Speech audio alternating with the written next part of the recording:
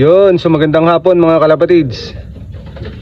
So nagpisa na nga yung isang itlog ng mga bro natin. So ayan na yung shell, oh, nasa labas na. So kunin natin mga kalapatids. So ito na, oh. So napakaganda rin ang pagkalabas sa shell ng inakay mga kalapatids. So talagang healthy to mga kalapatids, no? So may mga brown na tayo soon na ililipad mga kalapatids, no? Salamat sa nagpahiram ng ibon na to mga kalapatids, oh.